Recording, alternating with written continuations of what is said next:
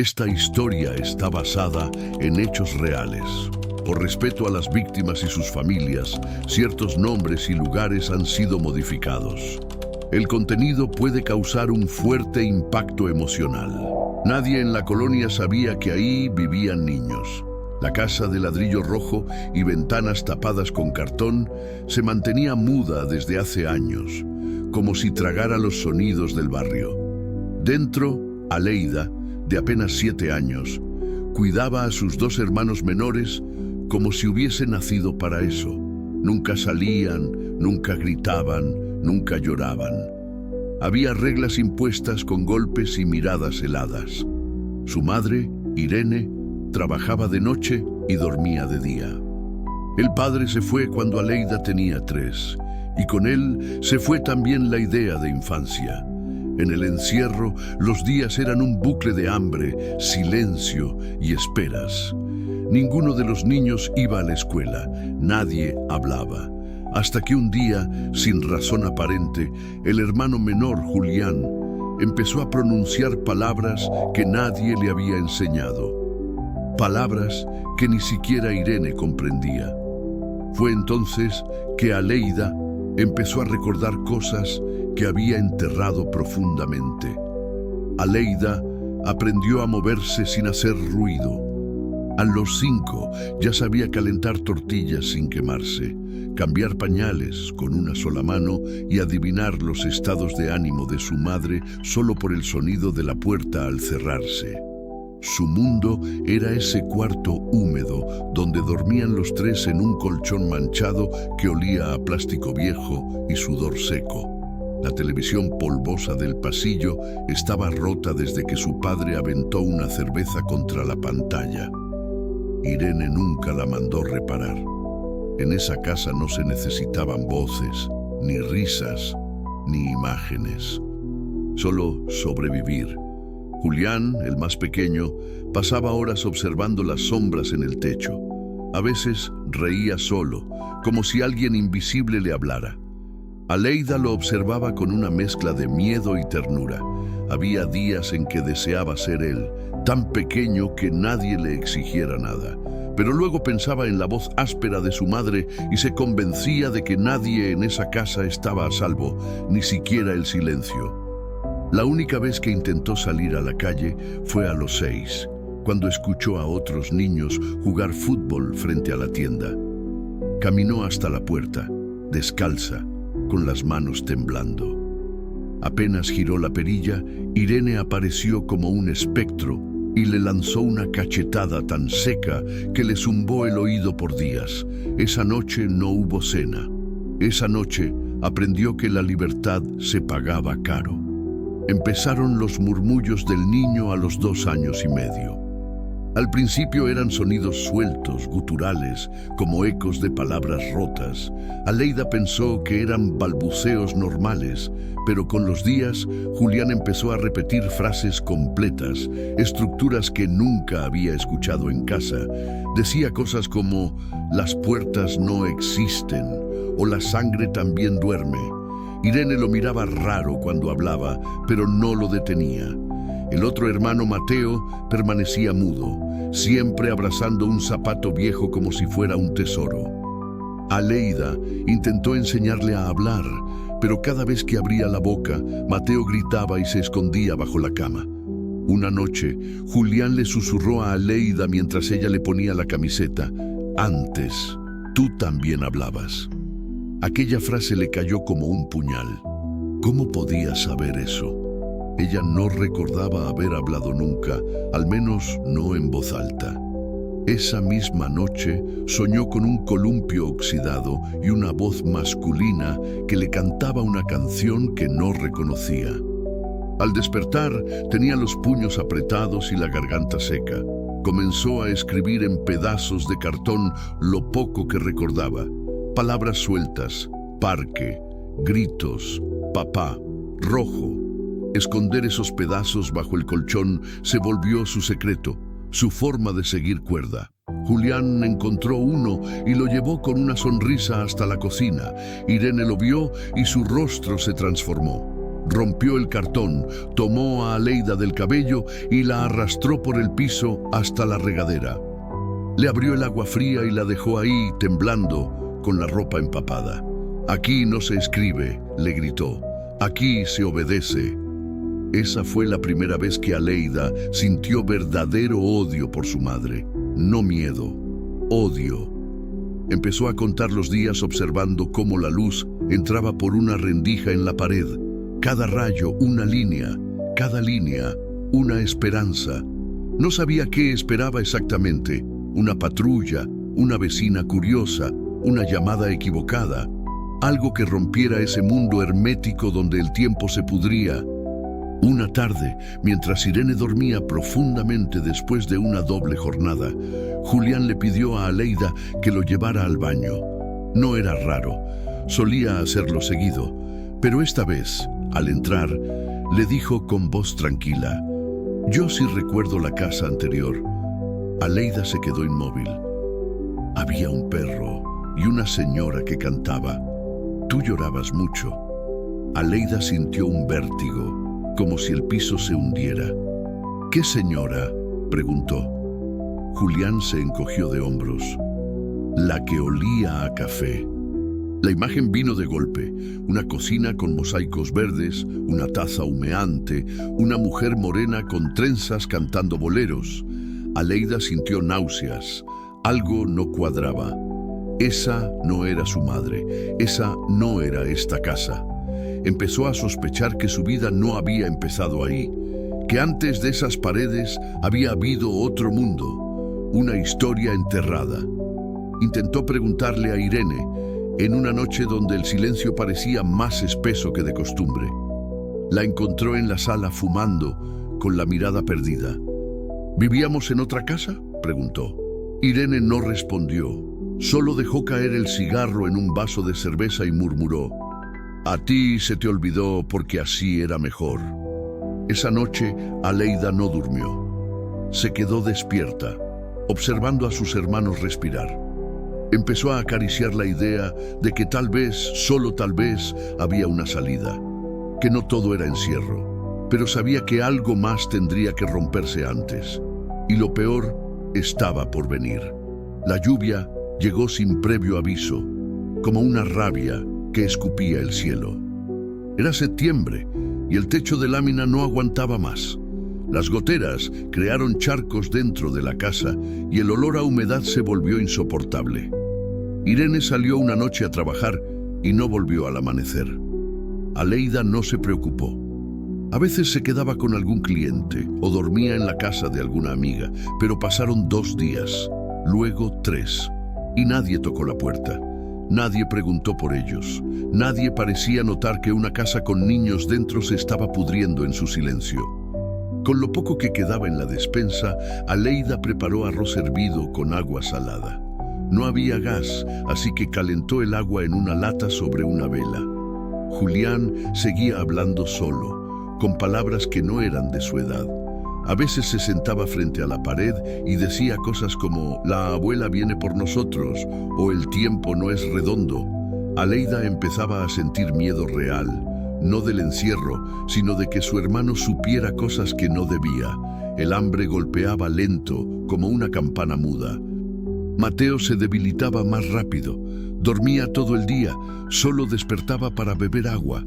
Aleida intentó llamar al número de su madre, pero el celular estaba apagado. Rebuscó en los cajones, buscó documentos, papeles, cualquier pista de algún pariente. No encontró nada, solo fotos borrosas de Irene de joven y una carta rota con un remitente de Tijuana que no reconocía. Se sentía atrapada en un bucle sin salida. En una de esas noches largas, mientras intentaba dormir con el estómago vacío, Julián le dijo: «Tú antes te llamabas de otro modo». Aleida se sentó de golpe. «¿Cómo?», preguntó, pero el niño ya dormía. Esa frase la persiguió por días. Empezó a revisar todo lo que tenía a su alcance. Encontró una caja vieja bajo la cama de Irene. Dentro había documentos húmedos, fotografías y un acta de nacimiento, pero el nombre que leyó no era el suyo. Decía Diana Martínez Pérez, nacida en Guadalajara, hija de Laura Pérez. No había rastro de Irene, no había rastro del apellido que usaba. Era como si ella misma hubiese sido reescrita. Esa noche soñó con una mujer llorando frente a una reja blanca, un parque al fondo, y la sensación de haber sido dejada atrás. Al despertar, buscó la foto más antigua de las que encontró. Una mujer joven, con ojos tristes, abrazando a una niña de cabello rizado. No era Irene, era alguien más. Alguien que parecía quererla, alguien que quizás era su verdadera madre. Esa idea la rompió por dentro. Si eso era cierto, ¿quién era Irene? ¿Por qué los tenía encerrados? ¿Dónde estaba ahora? ¿Quién los estaba buscando, si es que alguien lo hacía? Esa tarde, Julián dejó de hablar. Se quedó en silencio absoluto, como si su voz hubiera sido apagada. Aleida lo sacudió, lo llamó, le gritó, pero él solo la miraba con los ojos vacíos. Mateo ya no comía. Estaba pálido, casi transparente. El encierro se volvió desesperación. Entonces decidió abrir la puerta. Por primera vez en años, giró la perilla con firmeza. La calle estaba húmeda, con charcos reflejando cables eléctricos. Nadie la vio salir. Caminó 2 cuadras con Julián en brazos, buscando una tienda, un policía, algo. La gente la miraba como si fuera un fantasma, una niña flaca con ropa mojada, cargando a un niño mudo. Nadie preguntó nada. Llegó a una farmacia y pidió ayuda. La señora del mostrador dudó, pero al ver la cara de Julián, llamó a emergencias. Llegaron en 15 minutos. Ambulancias, patrullas, preguntas. Aleida no supo qué decir. Tartamudeaba, temblaba. Dijo su nombre, pero no coincidía con el acta. Dijo que su mamá se había ido, pero no supo decir a dónde. Los llevaron al hospital más cercano. A Mateo lo internaron por desnutrición severa. A Julián le hicieron estudios neurológicos. A Aleida la separaron. Una trabajadora social la llevó a un cuarto blanco con una silla de plástico y le preguntó si sabía quién era. Ella no supo qué responder. Lloró, gritó, dijo que no quería volver a esa casa, que no sabía si era su casa, que solo quería dormir sin miedo. Esa noche durmió en una cama limpia por primera vez.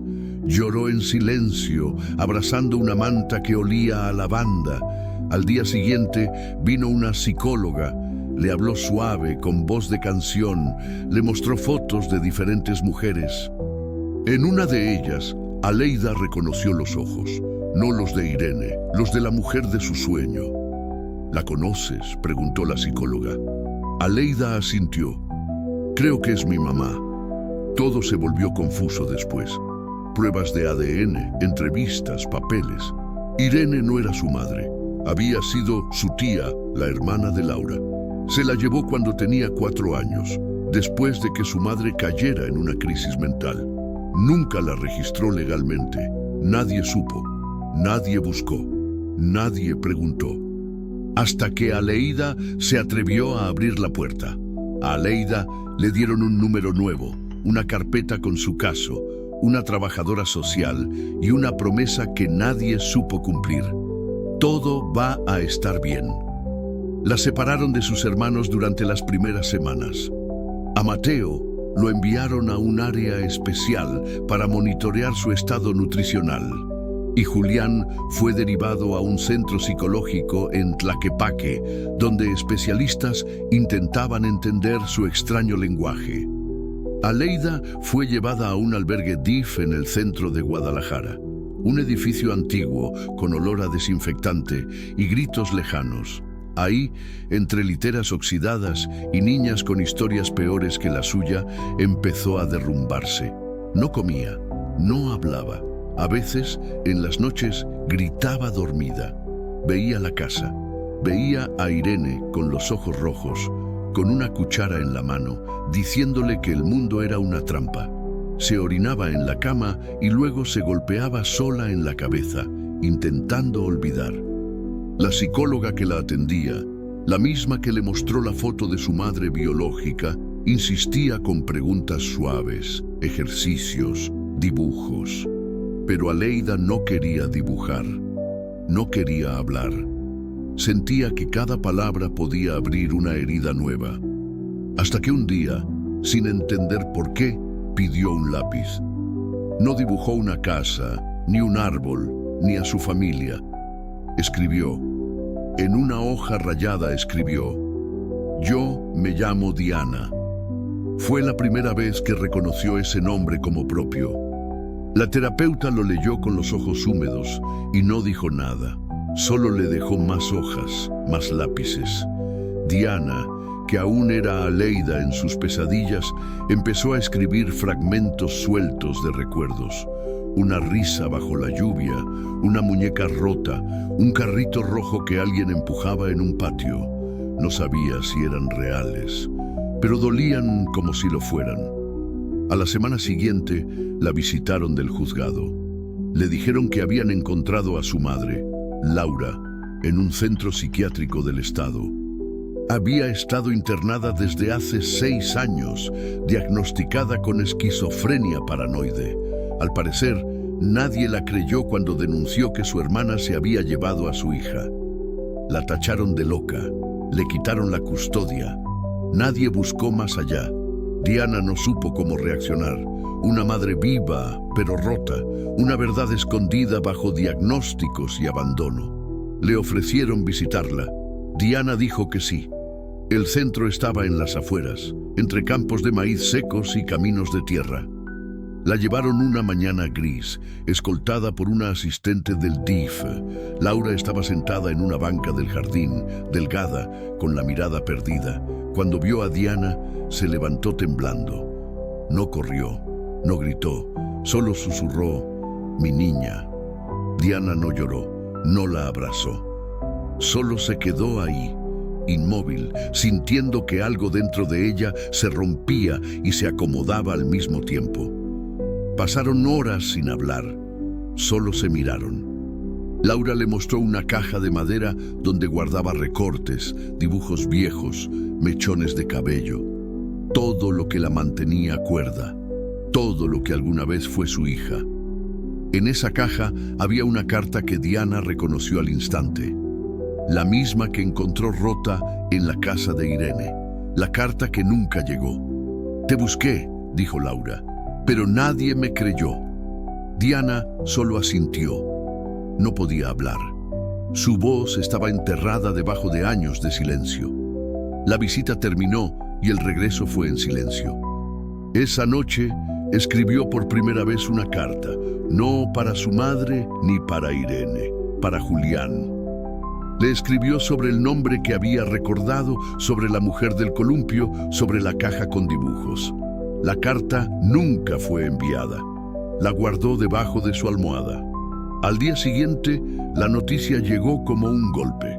Julián había desaparecido. Nadie supo cómo. El centro reportó que un asistente nuevo lo sacó sin autorización y luego desapareció. La policía abrió una investigación, pero no hallaron rastros. Diana sintió que el mundo se partía de nuevo. Otra vez el silencio, otra vez la pérdida. Mateo seguía internado, sin hablar, apenas moviéndose. Ella se aferró a lo único que podía, las palabras. Empezó a escribir todos los días, sin parar. Historias que no sabía si eran reales, diálogos que escuchaba en sueños, frases que Julián decía, y entre esas palabras descubrió algo extraño. Las frases que él repetía no eran aleatorias. Formaban un patrón, una especie de mensaje. Las puertas no existen, la sangre duerme, la abuela viene por nosotros. Eran como pistas, como una forma de dejar migas para que ella pudiera encontrar algo, o a alguien. La psicóloga la animó a convertir esos textos en cuentos. Le dijo que el dolor también podía tener forma de papel. Diana aceptó. Sus cuentos empezaron a circular dentro del albergue. Otros niños se veían reflejados en sus palabras. Algunos lloraban, otros preguntaban. Algunos solo la miraban con respeto. Por primera vez no se sintió invisible. Empezó a reconstruirse, lenta, torpemente, pero con decisión. Pidió una reunión con los del juzgado. Quería buscar a Julián. No confiaba en la policía. Les mostró su libreta, sus escritos, sus sospechas. Le dijeron que era solo una niña, que debía concentrarse en sanar. Ella respondió con una frase que nadie esperaba: «Yo sé dónde buscar». Y así empezó otra historia. Diana sabía que nadie la iba a tomar en serio. Era solo una niña en un sistema que no escuchaba, pero también sabía que Julián no era como los demás, que sus palabras, sus frases extrañas, eran piezas de algo más grande. Por las noches repasaba sus escritos una y otra vez. Descubrió que algunas de las frases que él decía coincidían con grafitis que había visto en una colonia olvidada cerca del centro. Recordaba una pared con la frase «Las puertas no existen», escrita en pintura roja. Lo había visto de pasada, desde la ventana de la camioneta que la llevó al hospital. Esa frase no podía ser coincidencia. Así que una tarde, durante una salida autorizada con su trabajadora social, fingió una urgencia en el baño de una tienda. Aprovechó la distracción y se escapó. Caminó durante horas, siguiendo recuerdos vagos, paredes con símbolos, frases repetidas. El sol empezaba a caer cuando llegó a una zona de casas abandonadas, callejones vacíos, perros flacos y miradas que evitaban contacto. Nadie le habló, nadie preguntó. Sabía que no debía estar ahí, pero también sabía que algo la estaba guiando. Y entonces lo vio. Un mural desgastado donde se leía claramente «La sangre también duerme». Debajo, un símbolo que había visto en su libreta, garabateado por Julián, una especie de círculo incompleto con una línea en medio. Entró a una casa medio derrumbada. Dentro, el aire olía a polvo viejo y a orines. No había luz, solo el brillo tenue del atardecer filtrándose por un agujero en el techo. Caminó con el corazón latiendo como tambor. En el fondo, detrás de una cortina sucia, escuchó un sonido. Respiración, lenta, casi animal. Abrió la tela y ahí estaba Julián, en el suelo envuelto en una cobija, los ojos abiertos, mirando al vacío. Estaba sucio, delgado, pero vivo. No estaba solo. Un hombre, flaco, de barba larga y ropa mugrosa, se acercó desde la oscuridad. Tenía los ojos enrojecidos, las manos temblorosas. Diana se quedó helada. El hombre la miró como si la conociera. «Tú eres la hermana», dijo. «Él te llamó». Diana no entendía. El hombre explicó que Julián había llegado a él guiado por sueños, que hablaba dormido, que repetía frases que él también soñaba, que creía que el niño era un canal, un mensajero. Diana no supo si estaba loco, pero no le importaba. Solo quería sacar a su hermano. El hombre no se opuso, la dejó llevarlo. «Solo dile que no olvide la tercera frase», susurró. Diana no preguntó cuál era, no quería saber más. Caminó con Julián en brazos hasta encontrar una avenida transitada. Una mujer llamó a la policía. Otra vez las patrullas, los cuestionamientos, las sirenas. Esta vez la noticia fue más grande. Una menor del DIF había encontrado a un niño desaparecido. Los medios quisieron entrevistarla, pero ella no habló. Solo pidió volver al hospital. A Julián lo internaron de inmediato. Diana fue enviada a otro centro, esta vez con seguridad reforzada. La regañaron, la evaluaron, pero también la miraron distinto, como si no supieran qué hacer con ella. Empezaron a llamarla la niña que escribió su camino. Su historia llegó a oídos de una periodista que cubría temas de infancia vulnerable. Pidió hablar con ella. Diana accedió solo si podía contar la historia a su manera. Aceptaron. Escribió un texto de 7 páginas donde no se nombraba como víctima, se nombraba como buscadora, como testigo. como hermana. La nota se viralizó. Por primera vez, el país supo de ella, no como expediente, sino como persona. Días después, recibió una carta en el albergue, sin remitente. Dentro, una hoja con una sola frase escrita.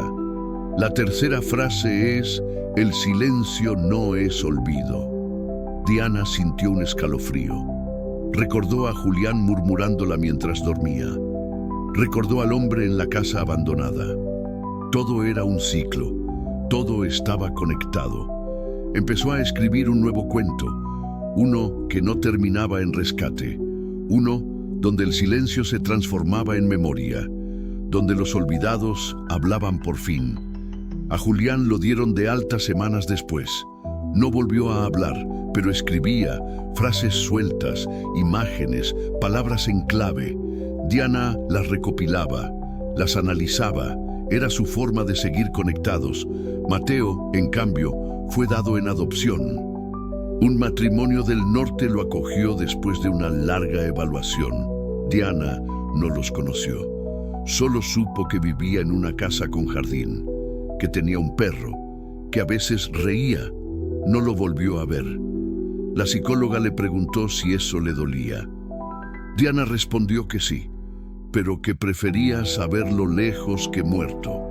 Laura, su madre biológica, fue declarada incapaz de ejercer custodia. Diana pidió seguir visitándola, aunque fuera una vez al mes. Hablaban poco. Se sentaban juntas, escuchaban música, compartían silencio, y en ese silencio algo se curaba. No del todo, nunca del todo, pero lo suficiente para no rendirse. Pasaron 3 años. Diana ya no vivía en el albergue. Fue reubicada en una casa hogar más pequeña, dirigida por una pareja de maestros retirados que no prometían amor, pero ofrecían respeto. Tenía un cuarto propio, una ventana que daba a un árbol seco y una rutina que no dolía. Iba a la escuela por las mañanas y a terapia por las tardes. Escribía cada noche como quien necesita respirar. Había aprendido que las palabras también eran refugio. Julián seguía en tratamiento con especialistas que intentaban clasificar su manera de comunicarse. Nunca volvió a hablar como antes, pero escribía con claridad. Sus textos eran oníricos, extraños, llenos de símbolos. Decía que recordaba otros lugares, otras vidas. Diana no sabía si creerle, pero tampoco lo dudaba. Había cosas que no se podían explicar desde la lógica. Lo visitaba cada 2 semanas. Se sentaban juntos en silencio, compartían fruta, leían lo que habían escrito. A veces lloraban sin razón, a veces reían con miedo. Habían creado su propio idioma, uno sin gritos, sin golpes, sin mentiras.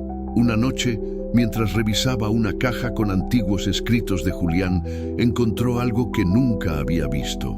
Un dibujo de 3 niños tomados de la mano frente a una casa en llamas. En la esquina, escrito con letra infantil, decía: «Yo los soñé antes de que fuéramos». Esa frase la desarmó. No por lo que significaba, sino por lo que insinuaba, que su hermano había intuido su destino antes de vivirlo. Empezó a releer todos los cuentos que habían escrito juntos.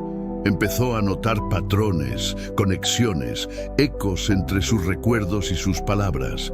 Era como si todo estuviera escrito antes de suceder, como si el dolor tuviera un guión. Y entonces lo entendió. No estaban vivos por suerte, estaban vivos porque alguien, desde muy adentro, había resistido al olvido. Porque alguien, quizá Julián, quizá ella misma, se negó a desaparecer en silencio. Fue entonces cuando decidió enviar su historia a un concurso literario para jóvenes en situación vulnerable.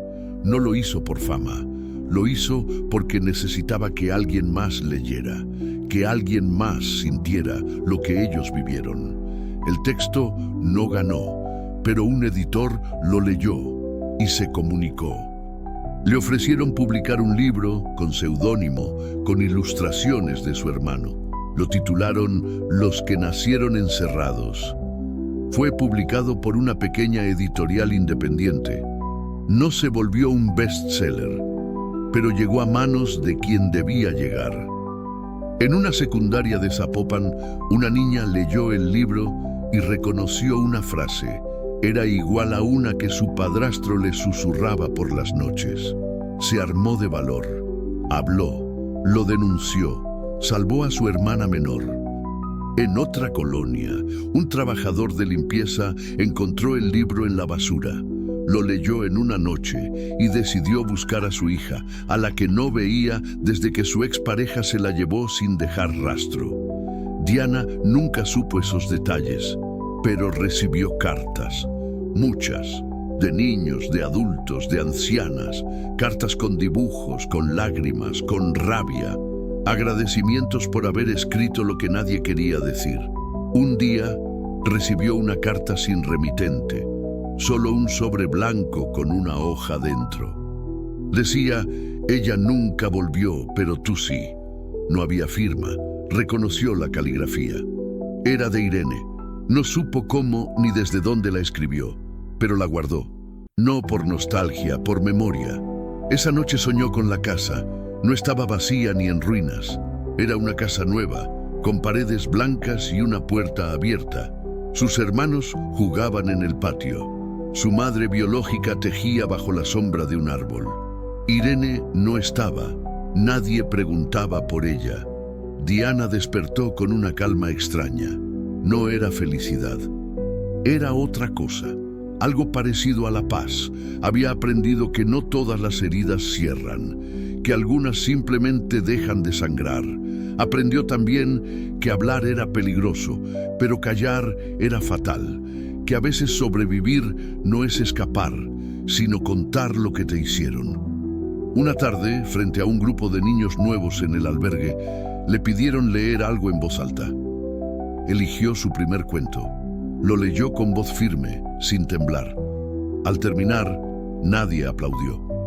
Pero una niña pequeña se le acercó, la abrazó y dijo, yo también tenía miedo de hablar. Y con eso bastó. Diana entendió que la redención no llega como una luz repentina, sino como una semilla que alguien más decide plantar. La última vez que visitó a Julián, él le entregó un cuaderno con la portada rota. Dentro, una sola frase escrita una y otra vez. No estamos solos si alguien nos escribe. Diana cerró el cuaderno con las manos temblando. Lo abrazó sin decir nada. Esa fue su última visita. No porque muriera, no porque se alejara, sino porque por fin entendió que algunos lazos no necesitan presencia para existir. Se quedó parada frente al centro, mirando el cielo. No pidió más respuestas, no buscó culpables. Solo agradeció en silencio que su voz, esa que casi le arrebataron, seguía viva, y que su historia, por rota que estuviera, ya no era un susurro invisible. Si esta historia te rompió por dentro, comenta, yo también estuve roto.